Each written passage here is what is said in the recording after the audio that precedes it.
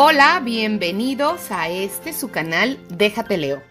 Mi nombre es Yasira Lakshmi Priya y me siento sumamente feliz de que ustedes estén acá.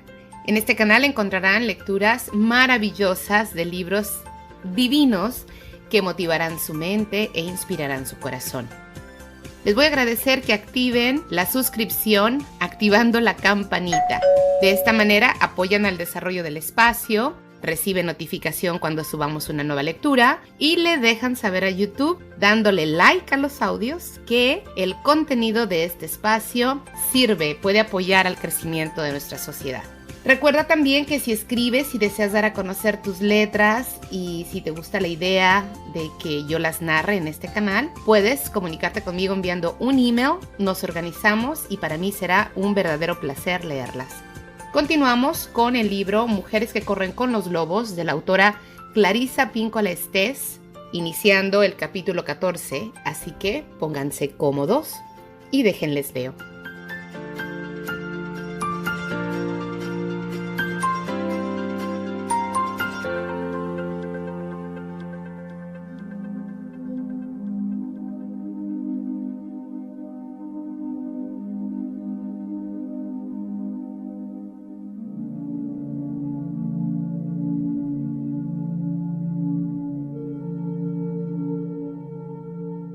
Capítulo 14. La selva subterránea. La iniciación en la selva subterránea. La doncella manca. Si un cuento es la semilla, nosotras somos su tierra. El simple hecho de escuchar el cuento nos permite vivirlo como si fuéramos la heroína que, al final, sufre un tropiezo o alcanza la victoria. Si nos cuentan una fábula de una loba, nos pasamos algún tiempo vagando por ahí y sabiendo las cosas que sabe una loba. Si el cuento gira en torno a una paloma que al final encuentra a sus crías, sentimos durante algún tiempo que algo se mueve detrás de nuestro pecho cubierto de plumas. Si el cuento se refiere a la perla sagrada que se arranca de la garra del 9º dragón, al término del relato nos sentimos agotadas y rebosantes de satisfacción. El solo hecho de escuchar la narración de un cuento nos llena de auténtica sabiduría. Es lo que los junguianos llaman la participación mística, un término forjado por el antropólogo Levi Bruhl, en referencia a una relación en la que una persona no puede establecer ninguna distinción entre sí misma y el objeto que contempla. Los freudianos lo llaman identificación proyectiva. Los antropólogos lo denominan a veces magia comprensiva. Todas estas denominaciones se refieren a la capacidad de la mente de separarse transitoriamente de su ego y fundirse con otra realidad, es decir, otra manera de entender, otra forma de comprensión. Para las sanadoras de mi herencia significa la experimentación y el aprendizaje de ideas por medio de un estado mental orante o extraordinario, y la aplicación de las percepciones y los conocimientos adquiridos en tales circunstancias a la realidad consensual. El cuento de la doncella manca es muy curioso y en sus distintas capas se pueden distinguir las huellas de las antiguas religiones nocturnas. El cuento está estructurado de tal manera que las oyentes participan en las pruebas de resistencia a que se somete la heroína, pues es tal su amplitud que se tarda mucho rato en contarlo y más rato todavía en asimilarlo. Por regla general, lo cuento en 7 noches y a veces, según el tipo de oyentes, en 7 semanas y ocasionalmente en 7 meses, dedicando una noche, una semana o un mes a cada tarea del cuento y con razón. El cuento nos conduce a un mundo que se encuentra más allá de las raíces de los árboles. Desde esa perspectiva vemos que la doncella manca ofrece material suficiente para todo el proceso vital de una mujer. Gira en buena parte en torno a los viajes de la psique de una mujer. A diferencia de otros relatos que hemos examinado en este libro, en los que se nos narra una actividad determinada o un aprendizaje determinado que se produce a lo largo de unos días o unas semanas, la doncella manca abarca un viaje de muchos años de duración, el viaje de toda la vida de una mujer. Por consiguiente, se trata de algo muy especial, por lo que un buen ritmo para asimilarlo consiste en sentarnos a leerlo con nuestra musa, estudiando sus distintos componentes a lo largo de un prolongado periodo de tiempo. La doncella manca trata de la iniciación de las mujeres en la selva subterránea por medio del ritmo de la resistencia. La palabra resistencia puede interpretarse como la capacidad de seguir adelante sin desmayo, y aunque ello constituye a veces una parte de las tareas que se ocultan detrás del cuento, el término significa también endurecimiento, robustecimiento y fortalecimiento. Y esta es la principal fuerza propulsora del cuento y el rasgo generativo de la larga vida psíquica de una mujer. No seguimos adelante porque sí. La resistencia significa que estamos haciendo algo importante. La enseñanza de la resistencia se produce en toda la naturaleza. Cuando nacen los lobeznos, las almohadillas de sus arpas son tan suaves como la arcilla, y solo se endurecen gracias a los paseos, vagabundeos y caminatas que les obligan a ser sus progenitores. De esta manera pueden encarmenzar y saltar sobre la afilada grava, las punzantes ortigas e incluso los vidrios rotos sin lastimarse. He visto a madres lobas sumergir a sus cachorros en las corrientes más frías que se pueda imaginar, correr hasta casi de renegar y agotar al cachorro, y seguir corriendo a pesar de todo. Lo hacen para fortalecer a su dulce y pequeña criatura, para aumentar su vigor y su elasticidad. En la mitología, la enseñanza de la resistencia es uno de los ritos de la gran madre salvaje. El arquetipo de la mujer salvaje es su eterno ritual para fortalecer a sus crías. Es ella la que nos fortalece y nos hace poderosas y resistentes. Pero, ¿dónde tiene lugar este aprendizaje? ¿Dónde se adquieren estas cualidades? En la selva subterránea, el mundo subterráneo de la sabiduría femenina. Es un mundo salvaje que se encuentra debajo del mundo percibido por el ego. Durante nuestra estancia allí, se nos infunde el lenguaje y la sabiduría instintiva. Desde aquel privilegio de un punto de observación comprendemos lo que no es tan fácil comprender desde el punto de vista del mundo de arriba. La doncella del cuento efectúa varios descansos. Cuando termina una tanda de descenso y transformación, empieza otra. Todas las tandas alquímicas se completan con una nígredo, una pérdida, una rubedo, un sacrificio y una albedo, una iluminación, una detrás de otra. El rey y la madre del rey tienen una tanda cada uno. Todos estos descensos y estas pérdidas, estos hallazgos y fortalecimientos representan la iniciación a lo largo de toda la vida de la mujer en la renovación de lo salvaje. En distintas partes del mundo, la doncella manca se llama Manos de Plata, la novia manca y el vergel. Los folcloristas han contado más de 100 versiones del relato. El núcleo de la versión literaria que yo reproduzco aquí me lo proporcionó mi tía Magdalena, una de las grandes trabajadoras del campo y la granja de mi infancia. Otras variaciones circulan por toda Europa Oriental y Central, pero en realidad la profunda experiencia femenina que se oculta detrás del cuento está en cualquier lugar donde se siente el anhelo de la mujer salvaje. Mi tía Magdalena tenía una manera muy taimada de narrar cuentos. Pillaba a sus oyentes desprevenidos empezando a contar un cuento de hadas con un «eso ocurrió hace 10 años», y entonces contaba una historia de la época medieval, con sus caballeros, sus fosos de castillo y demás. O decía, había una vez, justo la semana pasada, y soltaba un cuento de la época en que los seres humanos iban desnudos. He aquí, por lo tanto, la antigua moderna doncella manca. Había una vez, hace unos días, el hombre que vivía camino abajo aún poseía una enorme piedra que molía el trigo de los aldeanos y lo convertía en harina. El molinero estaba pasando por una mala época, pues solo le quedaba la áspera y enorme muela que guardaba en un cobertizo y un precioso manzano florido que crecía detrás de éste.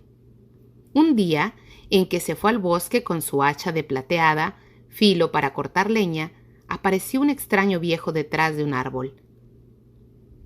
«No hace falta que te atormentes cortando leña», graznó el viejo. «Te cubriré de riquezas y me das lo que hay detrás de tu molino». ¿Y qué otra cosa hay detrás de mi molino sino el manzano florido?, se preguntó el molinero, que aceptó el trato del viejo. Dentro de 3 años vendré a llevarme lo que es mío, dijo el forastero soltando una carcajada mientras se alejaba renqueando entre los árboles. El molinero se tropezó con su mujer por el camino. Había huido a toda prisa de la casa con el delantal volando al viento y el cabello alborotado. ¡Esposo mío! Al dar la hora apareció en la pared de nuestra casa un soberbio reloj. Nuestras rústicas sillas fueron sustituidas por unas tapizadas de terciopelo. En nuestra pobre despensa abundan las piezas de casa y nuestras arcas y cajas están llenas a rebosar. Te suplico que me digas cómo ha podido suceder tal cosa. Justo en aquel momento, una sortija de oro aparecieron en sus dedos y sus cabellos quedaron recogidos con una diadema dorada. ¡Oh!, exclamó el molinero, contemplando con asombro cómo su pobre jubón se conformaba en una prenda de raso. Ante sus ojos, zuecos de madera, con los desgastados tacones se convirtieron en unos espléndidos zapatos. «Esto es obra del forastero», dijo con la voz entrecortada por la emoción. «En el bosque me tropecé con un hombre muy extraño, vestido de negro, que me prometió riquezas sin cuentos si yo le daba lo que hay detrás del molino. Ya plantaremos otro manzano, esposa mía». «¡Oh, esposo mío!», gimió la mujer, mirándole como si acabaran de asesinarle de golpe mortal. «El hombre vestido de negro era el demonio, y es cierto que lo que hay detrás del molino es un árbol, pero ahora nuestra hija también está allí, barriendo el patio con una escoba de ramas de sauce». Los desconsolados padres regresaron a toda prisa a casa, derramando amargas lágrimas sobre sus ricos ropajes.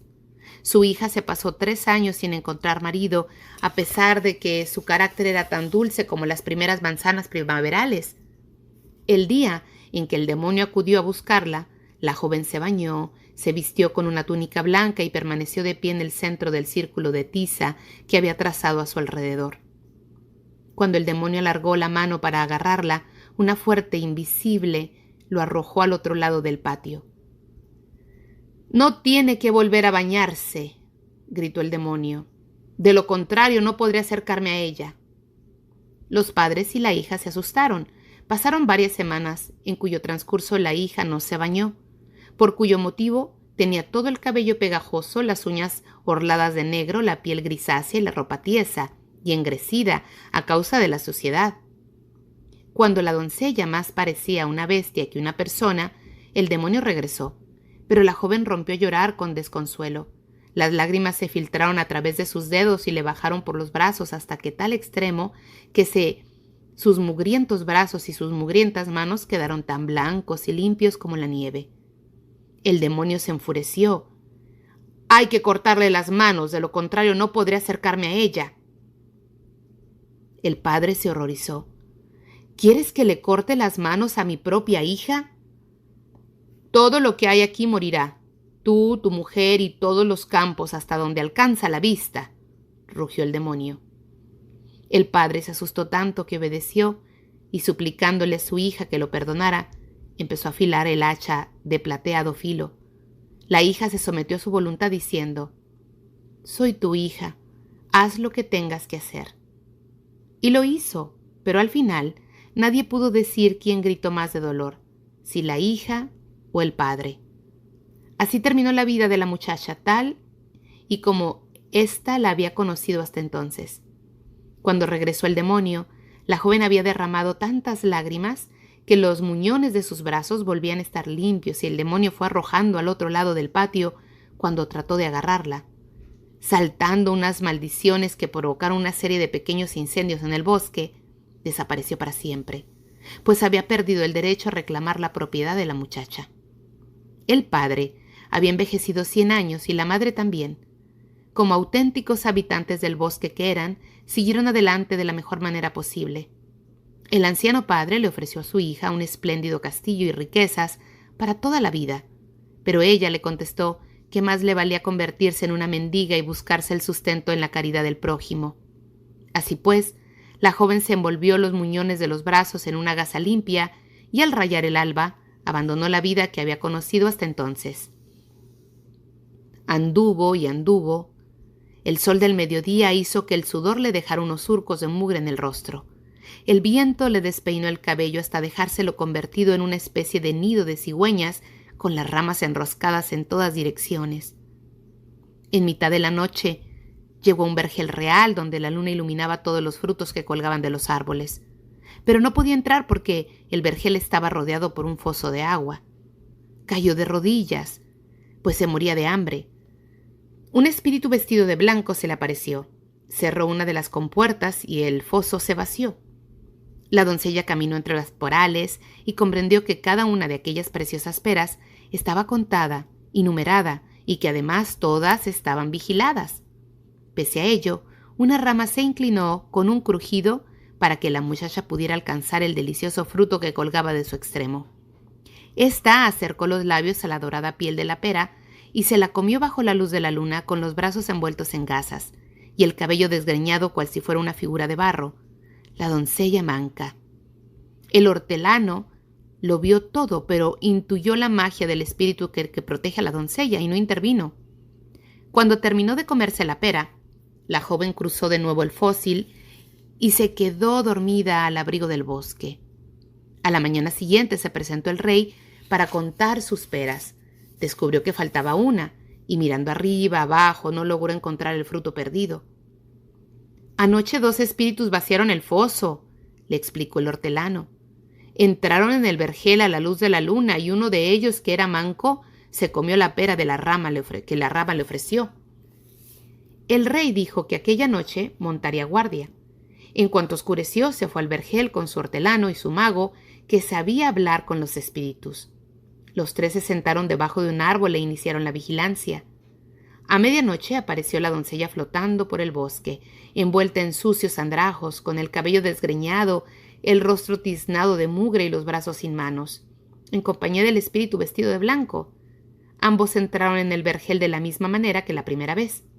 Un árbol volvió a inclinarse amablemente a una de sus ramas hacia ella y la joven se comió la pera de su extremo. El mago se acercó a ellos, aunque no demasiado, y les preguntó: ¿Sois de este mundo o no sois de este mundo? Yo era antes del mundo, pero no soy de este mundo. ¿Es un ser humano o un espíritu?, le preguntó el rey al mago. El mago le contestó que era lo uno y lo otro. El rey le dio un vuelco al corazón y corriendo hacia ella exclamó: «No te abandonaré. A partir de este día yo cuidaré de ti». En su castillo le mandó hacer unas manos de plata que le acoplaron a los brazos, y así fue como el rey se casó con la doncella manca. Y su debido tiempo, el rey tuvo que compartir una guerra contra el reino lejano, y le pidió a su madre que cuidara de la joven reina, pues la amaba con todo su corazón. «Si da a luz un hijo, envíame inmediatamente un mensaje». La joven reina dio a luz una preciosa criatura, y la madre del rey envió un mensajero al soberano para comunicarle la buena nueva. Pero por el camino el mensajero se cansó y al llegar a un río se sintió cada vez más soñoliento hasta que al final se quedó completamente dormido a la orilla del corriente. El demonio apareció por detrás de un árbol y cambió el mensaje por otro, en el que se decía que la reina había dado a luz una criatura que era medio persona y medio perro. El rey se horrorizó al leer el mensaje, pero envió un mensaje de respuesta en el que transmitía su amor a la reina y ordenaba que cuidaran de ella en aquella terrible prueba. El muchacho que llevaba el mensaje llegó nuevamente al río y, sintiéndose tan pesado como si hubiera participado en un festín, no tardó en volver a quedarse dormido a la orilla del agua. Entonces apareció de nuevo el demonio y cambió el mensaje por otro que decía: «Matad a la reina y a la criatura». La anciana madre se turbó ante la orden de su hijo y envió a otro mensajero para confirmarla. Los mensajeros fueron y vinieron, todos ellos se quedaron dormidos junto al río y al demonio así fue cambiando sus mensajes por otros cada vez más terribles hasta llegar al último que decía: «Conservad los ojos y la lengua de la reina como prueba de su muerte». La anciana madre no pudo soportar la idea de matar a la joven y dulce reina. En su lugar, sacrificó una paloma y le arrancó los ojos y la lengua y los guardó. Después ayudó a la joven reina a sujetarse la criatura al pecho, la cubrió con un velo y le dijo que huyera para salvar su vida. Ambas mujeres lloraron y se despidieron con un beso. La joven reina anduvo hasta llegar al bosque más grande, el más frondoso que jamás en su vida hubiera visto. Lo recorrió en todas direcciones, tratando de encontrar un camino. Cuando ya estaba oscureciendo, se le apareció el espíritu vestido de blanco y la guió hasta una humilde posada que regentaba una bondadosa habitante del bosque. Otra doncella vestida de blanco la acompañó al interior de la posada y la llamó por su nombre. La criatura fue depositada en una cuna. «¿Cómo sabes que soy una reina?», le preguntó la doncella manca. «Nosotros los que vivimos en el bosque sabemos esas cosas, mi reina. Ahora descansa». La reina permaneció 7 años en la posada viviendo feliz con su hijo. Poco a poco le volvieron a crecer las manos, primero como las de una criatura tan sonzorosa como una perla, después como las de una niña y finalmente como las de una mujer. Entretanto, el rey regresó de la guerra y su anciana madre le preguntó mostrándole los ojos y la lengua de la paloma: «¿Por qué me hiciste matar a 2 inocentes?» Al enterarse de la horrible historia, el rey se tambaleó y lloró con desconsuelo. Al ver su dolor, su madre le dijo que aquellos eran los ojos y la lengua de una paloma y que había enviado a la reina y a la criatura al bosque. El rey juró que no comería ni bebería y viajaría hasta los confines del mundo para encontrarlos. Se pasó 7 años buscando. Las manos se le engrandecieron, la barba se le llenó de pardo moho como el musgo y se le resecaron los enrojecidos ojos. Durante todo aquel tiempo no comió ni bebió, pero una fuerza superior a él lo ayudaba a vivir. Al final llegó a la posada que regentaban los habitantes del bosque. La mujer vestida de blanco lo invitó a entrar y él se acostó, pues estaba muy cansado. La mujer le cubrió el rostro con un velo y él se quedó dormido. Mientras permanecía sumido en un profundo sueño, su respiración hinchó el velo y poco a poco éste le resbaló del rostro. Al despertar vio a una hermosa mujer y a un precioso niño mirándole. «Soy tu esposa y este es tu hijo», dijo la mujer. El rey quería creerla, pero vio que la mujer tenía manos. «Gracias a mi esfuerzo y a mis desvelos, me han vuelto a crecer las manos», añadió la joven. La mujer vestida de blanco sacó las manos de plata del arca, donde éstas se guardaban como un tesoro. El rey se les levantó, abrazó a su esposa y a su hijo, y aquel día hubo un gran júbilo en el bosque. Todos los espíritus y los moradores de las posadas celebraron un espléndido festín. Después, el rey, la reina y el niño regresaron junto a la anciana madre, celebraron una segunda boda y tuvieron muchos hijos, todos los cuales contaron la historia 100 y otros 100 de veces, que a su vez la contaron a otros 100 de la misma manera que tú eres una de las otras 100 personas a quienes yo la estoy contando ahora. La primera fase: el trato a ciegas. En la primera fase del cuento, el ávido y sugestionable molinero hace un trato desventajoso con el demonio. Creía enriquecerse, pero descubre demasiado tarde que el precio será demasiado alto. Pensaba que cambiaba su manzano por la riqueza, pero descubre en su lugar que ha entregado su hija al demonio. En la psicología arquetípica, opinamos que todos los elementos de un cuento son descriptores de los aspectos de la psique de una mujer, de una sola. Por consiguiente, a propósito de este cuento, nosotras como mujeres tenemos que preguntarnos al principio: ¿qué trato desventajoso hacen todas las mujeres? Aunque demos distintas respuestas según los días, hay una respuesta constante en la vida de todas las mujeres. Por más que nos queramos reconocerlo, el peor trato de nuestra vida es siempre al que hacemos cuando perdemos nuestra sabia vida profunda a cambio de otra mucho más frágil. Cuando perdemos los dientes, las garras, el tacto y el olfato, cuando abandonamos nuestra naturaleza salvaje a cambio de una promesa de riqueza que al final resulta vacía. Como el padre del cuento, hacemos este trato sin darnos cuenta de la tristeza, el dolor y el trastorno que nos provocará. Podemos ser muy hábiles en nuestras actitudes y actuación exterior, pero casi todas las mujeres A poca ocasión que tengan, optan al principio por cerrar un trato desventajoso. La concertación de este espantoso trato constituye una enorme y significativa paradoja. Aunque el hecho de no saber elegir se podría considerar un acto patológico de autodestrucción, con mucha frecuencia constituye un acontecimiento decisivo que lleva aparejada una amplia oportunidad de volver a desarrollar la naturaleza instintiva. En este sentido, aunque haya perdido de pérdida y tristeza el trato desventajoso, como el nacimiento y la muerte, es una útil caída del acantilado proyectado por el yo para introducir a una mujer en las profundidades de su naturaleza salvaje. La iniciación de la mujer empieza con el trato desventajoso que hizo mucho tiempo atrás cuando estaba todavía medio dormida. Eligiendo lo que a ella le parecía una riqueza, se dio a cambio el dominio sobre algunas y, a menudo, todas las partes de su apasionada y creativa vida instintiva. El sopor de la psique femenina es un estado muy parecido al sonambulismo.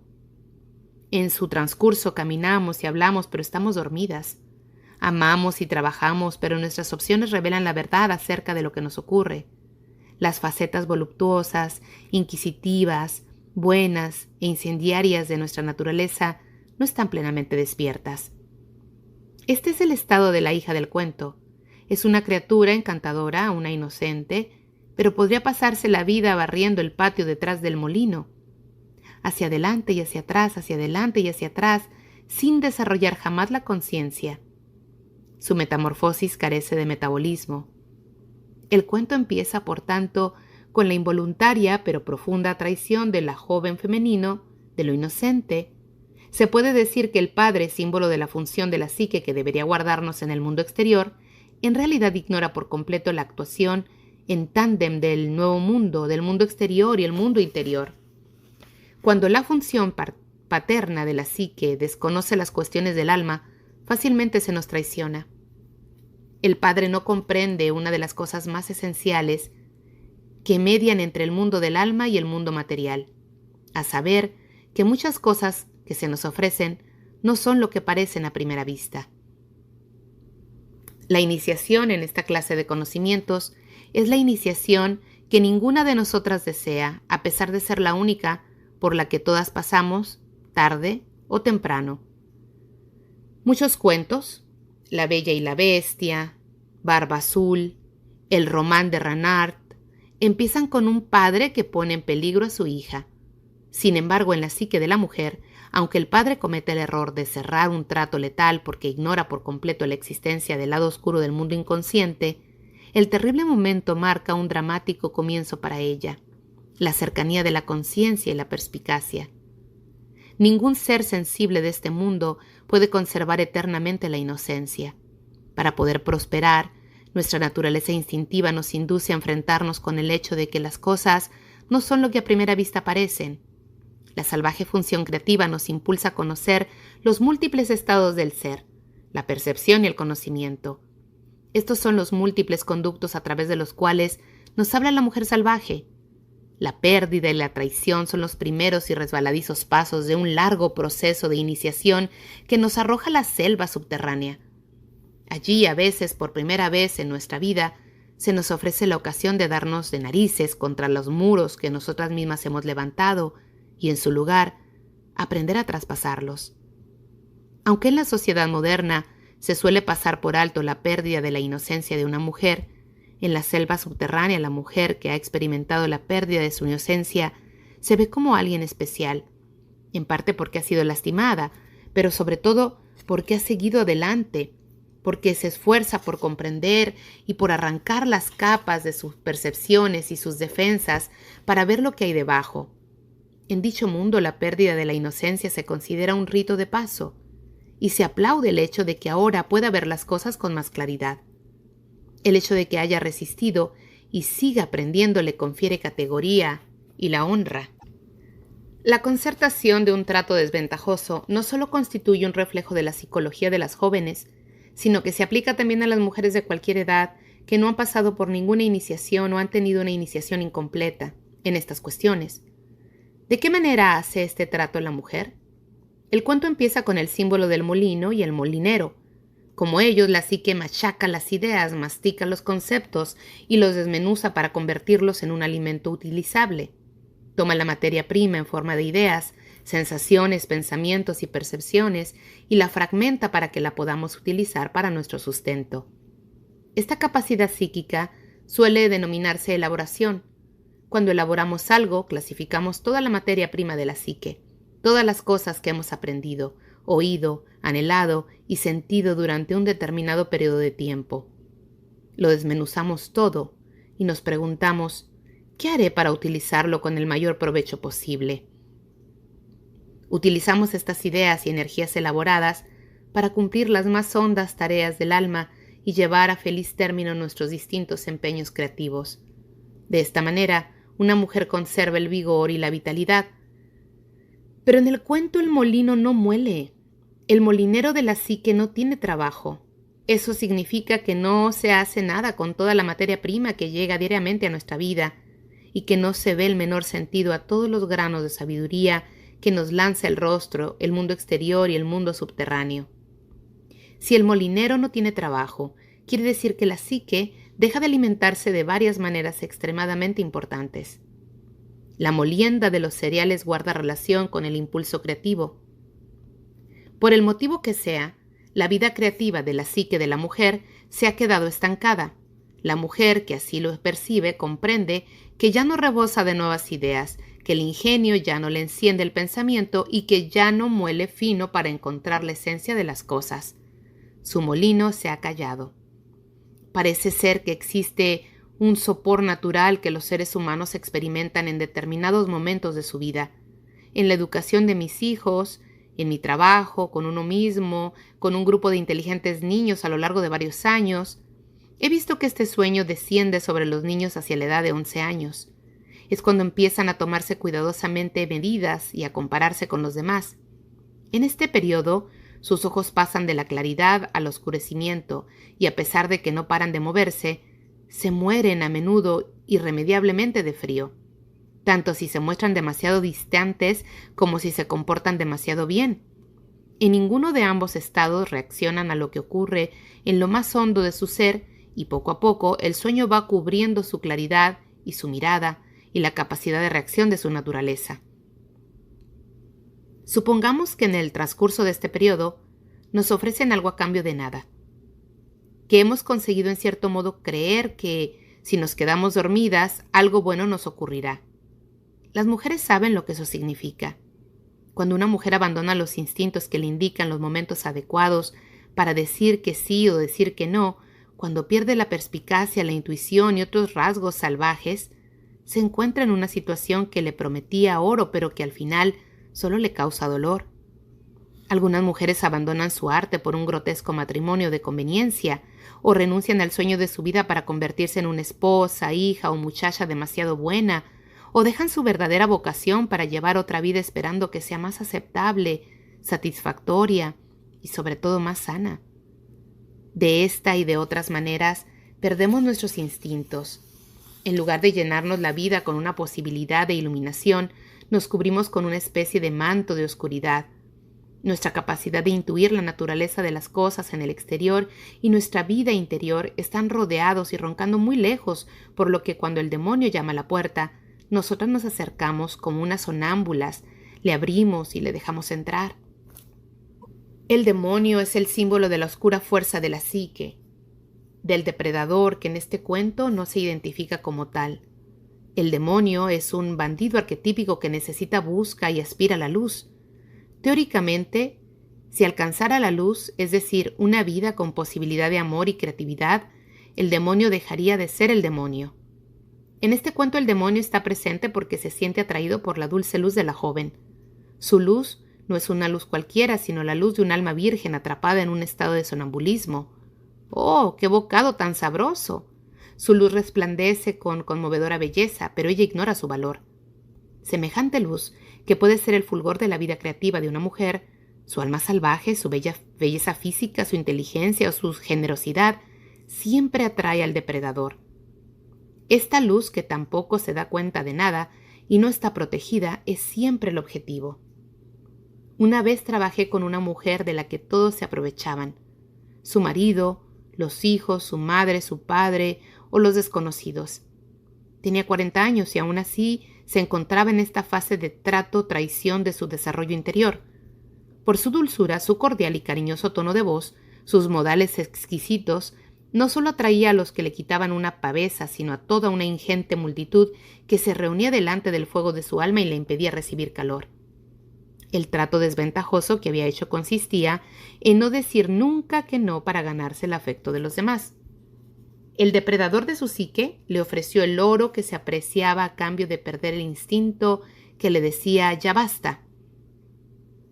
Comprendió plenamente el daño que ella misma se estaba haciendo cuando una vez soñó que se encontraba gatas en medio de un inmenso gentío, tratando de alargar la mano entre un bosque de piernas para alcanzar una valiosa corona que alguien había arrojado a un rincón.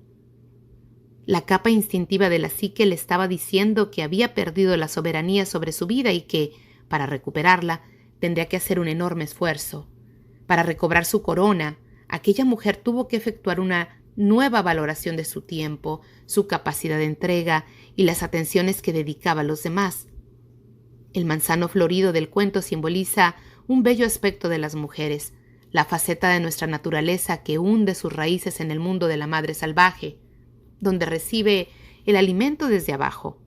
El árbol es el símbolo arquetípico de la individualización, se considera inmortal, pues sus semillas siguen viviendo, su sistema de raíces ofrece cobijo y revitaliza, y es la sede de toda una cadena alimentaria de vida. Como la mujer, un árbol tiene también sus estaciones y sus fases de desarrollo, tiene invierno y primavera. En los manzanares del norte los campesinos llaman a sus yeguas y sus perras chica y a sus árboles frutales en flor señora. Los árboles de vergel son las jóvenes desnudas de la primavera, la primera señal. De entre todas las cosas que más representaban la llegada de la primavera, la fragancia de los alpiños capullos superaba con creces los triples saltos de los enloquecidos petirrojos que revoloteaban en el patio lateral de la casa, y las nuevas cosechas que brotaban como minúsculas llamas de fuego verde de la negra tierra. Había un dicho sobre los manzanos. Joven en primavera, fruto amargo, más tarde dulce como el hielo. Significaba que la manzana poseía una doble naturaleza. A finales de la primavera era redonda y apetecible y como salpicada de amanecer, pero era demasiado ácida como para poderla comer y provocaba dentera. En cambio, más entrada la estación, morder una manzana era como romper un dulce y jugoso caramelo. El manzano y la doncella son símbolos intercambiables del yo femenino y el fruto es un símbolo de alimento y la maduración de nuestro conocimiento del yo. Si nuestro conocimiento del conocimiento y comportamiento de nuestra alma es inmaduro, no podemos recibir alimento de él, pues el conocimiento aún no está maduro. Tal como ocurre con las manzanas, la maduración exige un cierto tiempo y las raíces necesitan afilarse en la tierra, para lo cual tiene que pasar por lo menos una estación, y a veces varias. Si el alma de la doncella no se somete a ninguna prueba, nada más puede ocurrir en nuestras vidas. En cambio, si conseguimos llegar a las raíces subterráneas, maduramos y podemos alimentar el alma, el yo y la psique. El manzano florido es también una metáfora de la fecundidad, pero por encima de todo, simboliza el impulso creativo de carácter profundamente sensual y la maduración de las ideas. Todo eso es obra de las curanderas, las mujeres de la raíz que vienen y viven entre los peñascos de las montañas del inconsciente. Son las que excavan en la mina del inconsciente profundo y nos ofrecen el fruto de su trabajo, y nosotras elaboramos el material que nos entregan, y, como consecuencia de ello, cobra vida la poderosa hoguera de los instintos perspicaces y de la honda sabiduría, y nosotras nos desarrollamos y crecemos no solo en el mundo exterior, sino también en el mundo interior. Tenemos, por tanto, un árbol que simboliza la abundancia de la naturaleza libre y salvaje de la psique de una mujer, pese a lo cual la psique no comprende su valor. Se podría decir que toda la psique está dormida ante la inmensa posibilidad de la naturaleza femenina. Cuando hablamos de la vida de una mujer en relación con el símbolo del árbol, nos referimos a la desbordante energía femenina que nos es propia y que se manifiesta de manera cíclica a modo de mareas que suben y bajan con regularidad de la misma manera que la primavera psíquica sucede al invierno psíquico. Sin la renovación de este florecimiento, que es un impulso en nuestras vidas, la esperanza queda sepultada y no se remueve la tierra de nuestra mente y nuestro corazón. El manzano florido es nuestra vida profunda. Podemos ver el devastador efecto de menosprecio del valor de lo femenino juvenil y esencial cuando el padre dice: «Ya plantaremos otro». La psique no reconoce la presencia de su propia diosa creadora personificada en el árbol florido. El joven yo se malvende sin que se comprenda el inmenso valor de su papel del príncipe mensajero de la mujer salvaje. Pero, por otra parte, este desconocimiento es el que da lugar al comienzo de la iniciación en la resistencia. El desventurado molinero sin trabajo había empezado a cortar leña. Es muy duro cortar leña, ¿verdad? Hay que levantar y acarrear mucho peso. Pero esta acción de cortar leña simboliza los inmensos recursos psíquicos, la capacidad de proporcionar energía a la propia tarea, de desarrollar las propias ideas y de poner a nuestro alcance el sueño cualquiera que éste sea. Por consiguiente, cuando el molinero empieza a cortar, podríamos decir que la psique ya está llevando a cabo la dura tarea de buscar la luz y el calor.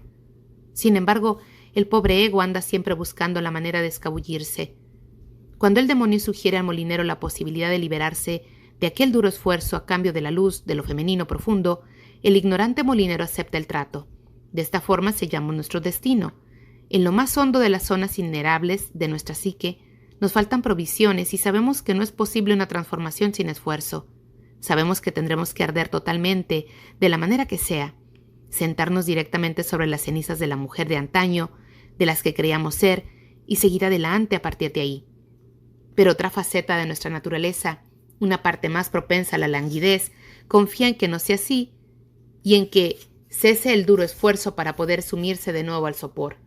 Cuando aparece el depredador, ya estamos preparadas para recibirlo y lanzamos un suspiro de alivio pensando que a lo mejor hay un camino más fácil. Cuando nos negamos a cortar la leña, se le cortan las manos a la psique, pues, sin el esfuerzo psíquico, las manos psíquicas se marchitan. Sin embargo, este deseo de cerrar algún trato para librarnos del duro esfuerzo es tan humano y corriente que asombra encontrar a alguna persona que no haya hecho el pacto. La opción es tan frecuente que, si tuviéramos que dar un ejemplo tras otro de mujeres y hombres que desean librarse de la tarea de cortar leña y vivir una existencia más fácil, perdiendo con ello las manos, es decir, el control de la vida, no terminaríamos nunca. Por ejemplo, una mujer se casa por motivos equivocados y se amputa la vida creativa.